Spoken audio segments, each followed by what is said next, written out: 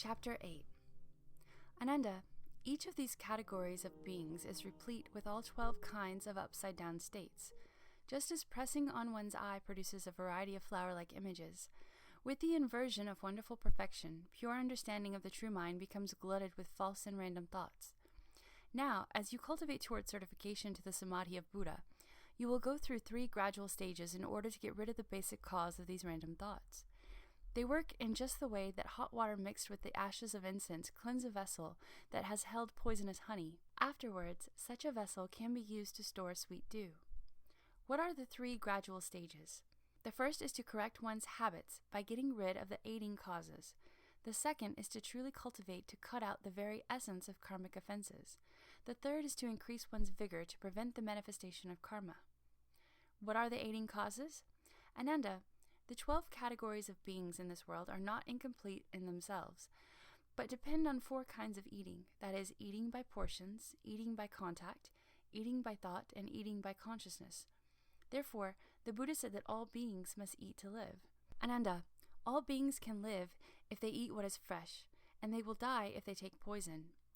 Beings who seek samadhi should refrain from eating the 5 pungent plants of this world. If these 5 are eaten cooked, they increase one's sexual desire. If they are eaten raw, they increase one's anger. Therefore, even if people in this world who eat pungent plants can expound the 12 divisions of the sutra canon, the gods and immortals of the 10 directions will stay far away from them because they smell so bad. However, after they eat these things, the hungry ghosts will hover around and kiss their lips. Beings always in the presence of ghosts, their blessings and virtue will dissolve as the days go by, and they will experience no lasting benefit. People who eat pungent plants and also cultivate samadhi will not be protected by the Bodhisattvas, gods, immortals, or good spirits of the 10 directions. Therefore, the tremendously powerful demon kings, able to do as they please, will appear in the body of a Buddha and speak Dharma for them, denouncing the precepts and praising lust, rage, and delusion. When their lives end, these people will join the retinue of demon kings. When they use up their blessings as demons, they will fall into the unintermittent hell. Ananda, those who cultivate for Bodhi should never eat the 5 pungent plants. This is the first of the gradual stages of cultivation. What is the essence of karmic offenses? Ananda, beings who want to enter samadhi must first firmly uphold the pure precepts. They must exterminate sexual desire forever, not partake of wine or meat, and eat cooked rather than raw foods. Ananda, if cultivators do not cut off sexual desire and killing, it will be impossible for them to transcend the triple realm. You should regard sexual desire as a poisonous snake or a resentful bandit. First, hold to the hearer's 4 or 8 parashikas in order to control your physical activity. Then cultivate the Bodhisattva's pure regulations in order to control your mental activity. When the precepts are successfully upheld, one will not create karma that leads to mutual rebirth and mutual killing in this world. If one does not steal, one will not be indebted, and one will not have to pay back past debts in this world. If people who are pure in this way cultivate samadhi, they will naturally be able to contemplate the extent of the worlds of the 10 directions with the physical body given them by their parents. Without need of the heavenly eye, they will perceive the Buddha's speaking Dharma and receive in person the sagely instruction. Obtaining great spiritual penetrations, they will roam through the 10 directions, gain clarity regarding past lives, and will not encounter difficulties and dangers. This is the second of the gradual stages of cultivation. What is the manifestation of karma? Ananda, such people as these who are pure and who uphold the precepts do not have thoughts of greed and sexual desire, and so they do not become dissipated in the pursuit of 6 external defiling sense objects. Because they do not pursue them, they turn around to their own source. Without the conditions of the defiling objects, there is nothing for the sense organs to match themselves with, and so they reverse their flow, becoming one unit, and are no longer confined to 6 individual functions. All the lands of the 10 directions then become as brilliantly clear and pure as a moon suspended in crystal. Their bodies and minds are blissful as they experience the equality of wonderful perfection, and they attain great peace. The secret perfection and pure wonder of all the Tathagatas appear before them. These people then obtain patience with the non-existence of beings and dharmas. They thereupon gradually cultivate according to their practices until they reside securely in the sagely positions. This is the third of the gradual stages of cultivation. Ananda, these good people's emotional love and desire are withered and dry. The sense organs and sense objects no longer mesh, and so the residual habits do not continue to arise. Recognizing that the attachments of the mind are false, they use only wisdom. That wisdom shines throughout the 10 directions, and this initial wisdom is called the stage of dry wisdom. Although the habits of desire are initially dried up, they still have not merged with the Dharma water that flows from the Tathagatas. Then, with this mind centered on the middle, they enter the flow where wonderful perfection reveals itself. From the truth of that wonderful perfection, there repeatedly arise wonders of truth. They always dwell in the wonder of faith until all false thinking is completely eliminated and the middle way is totally true. This is called the mind that resides in faith. When true faith is clearly understood, then perfect penetration is total, and the 3 aspects of skandhas, places, and realms are no longer obstructions. Then all their habits throughout innumerable eons of past and future, during which they abandon bodies and receive bodies, appear to them now in the present moment. These good people can remember everything and forget nothing. This is called the mind that resides in mindfulness. When the wonderful perfection is completely true, that essential true brings about a transformation. They go beyond the beginningless habits to reach the one essential brightness. Relying solely on this essential brightness, they progress toward true purity. This is called the mind of vigor. The essence of the mind reveals itself as total wisdom. This is called the mind that resides in wisdom. As the wisdom and brightness are held steadfast, a profound stillness pervades everywhere. The stage at which the majesty of the stillness becomes constant and solid is called the mind that resides in samadhi. The light of samadhi emits brightness. When the essence of the brightness enters deeply within, they only advance and never retreat. This is called the mind that is irreversible. When the progress of their minds is secure, and they hold their minds and protect them without loss, they connect with the life breath of the Tathagatas of the 10 directions. This is called the mind that protects the Dharma. Protecting their light of enlightenment, they can use this wonderful force to return to the Buddha's light of compassion and to come back to stand firm with the Buddha. It is like 2 mirrors that are set facing one another, so that between them the exquisite images interreflect and enter into one another layer upon layer. This is called the mind that makes transferences. With this secret interplay of light, they obtain the Buddha's eternal solidity and unsurpassed wonderful purity. Dwelling in the unconditioned, they know no loss or dissipation. This is called the mind that resides in precepts. Abiding in the precepts with self-mastery, they can roam throughout the 10 directions, going anywhere they wish. This is called the mind that resides in vows. Ananda, these good people use proper expedients to bring forth those 10 minds. The essence of these minds becomes dazzling, and their 10 functions interconnect to a point of single-mindedness. That is called the dwelling of bringing forth the resolve. The discoveries made by that mind are like pure crystal, within which can be seen pure gold. Based on those previous wonderful minds, they step up to this level called the dwelling of the ground of regulation. When the mind on that ground connects with wisdom, both become bright and comprehensive. Traversing the 10 directions then without obstruction is called the dwelling of cultivation. When their conduct is the same as the Buddha's and they connect with the Buddha's spirit, then, like the body between skandhas searching for a father and mother, they penetrate the darkness with a hidden communication and enter the lineage of the Tathagata. That is called the dwelling of noble birth.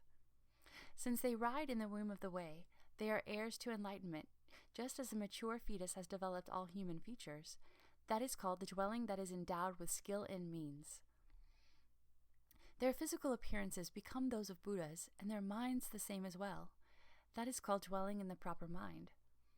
United in body and mind, they grow and mature day by day.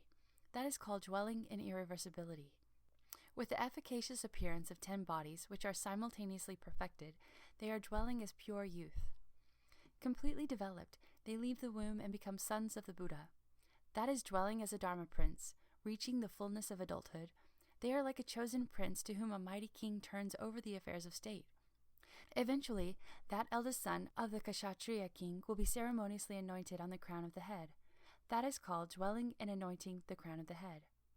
Ananda, after these good men have become sons of the Buddha, they are replete with the limitlessly many wonderful virtues of the Tathagatas, and they comply and accord with beings throughout the 10 directions. That is called the conduct of happiness. Being well able to accommodate all beings is called the conduct of benefiting. Enlightening themselves and enlightening others without putting forth any resistance is called the conduct free of anger.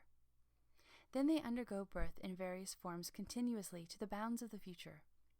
Practicing that equally throughout the 3 periods of time and pervading the 10 directions is called the conduct continued endlessly. When everything is equally in accord, one never makes mistakes among the various Dharma doors.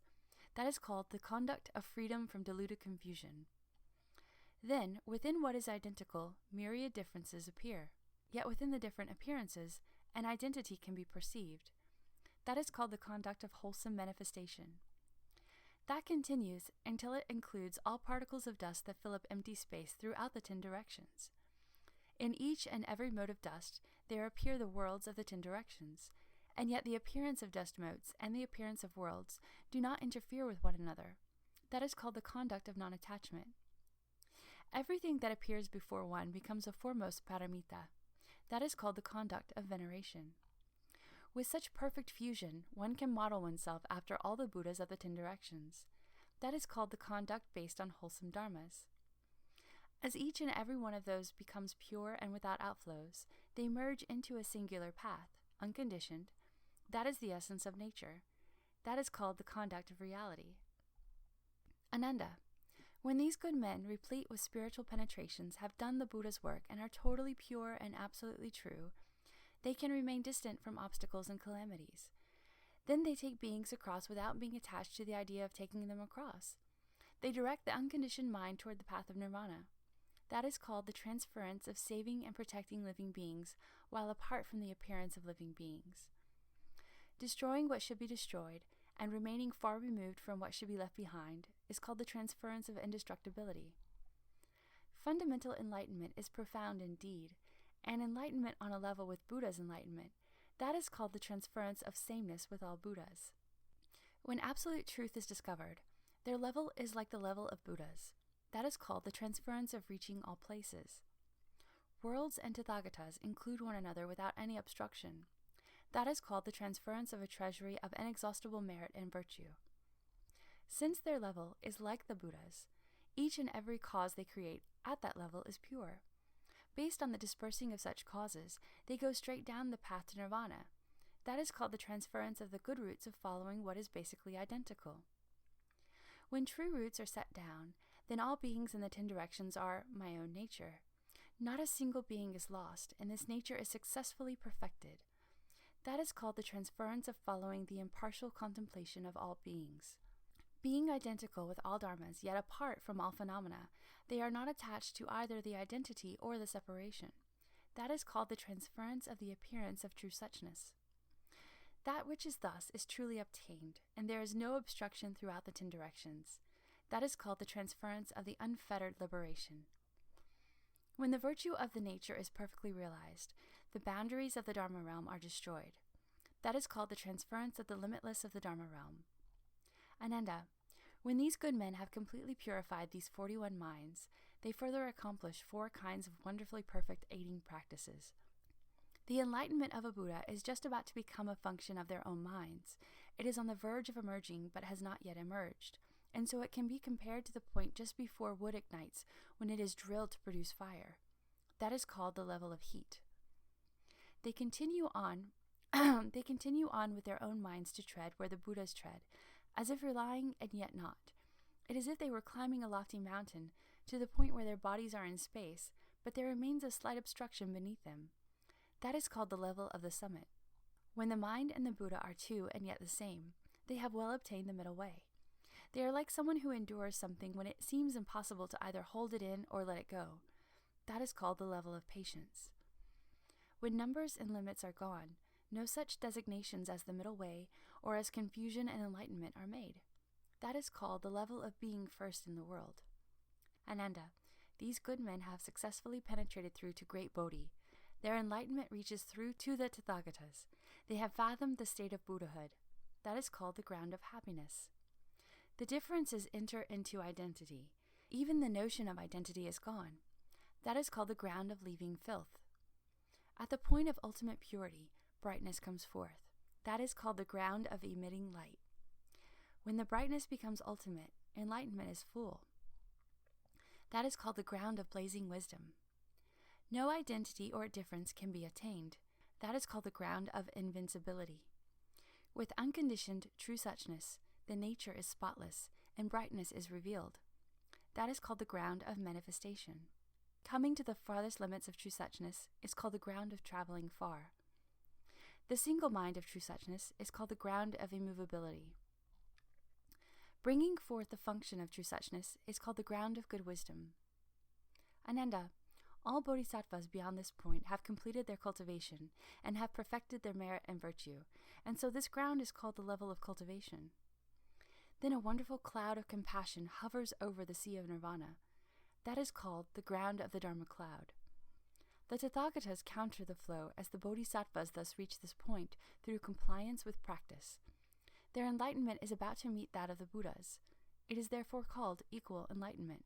Ananda, the enlightenment which encompasses the mind of dry wisdom, through to the culmination of equal enlightenment, is awakening within the Vajra mind. That constitutes the level of initial dry wisdom. Thus there are totals of 12 single and grouped levels. At last they reach wonderful enlightenment and accomplish the unsurpassed way.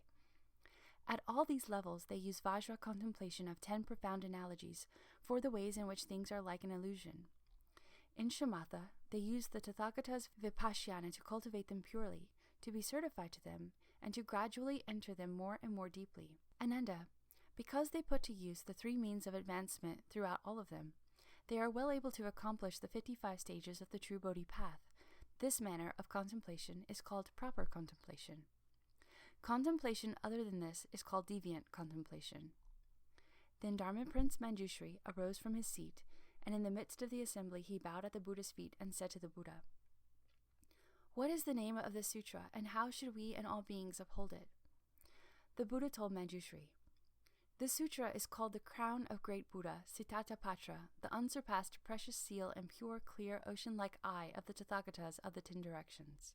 It is also called the cause for saving a relative, the rescue of Ananda and the Bhikshuni nature, and the attaining of the Bodhi heart and entry into the sea of pervasive knowledge. It is also called the Tathagata's secret cause of cultivation that brings certification to the complete meaning. It is also called the great expansive means, the wonderful lotus flower king, the Dharani mantra, which is the mother of all Buddhas of the 10 directions.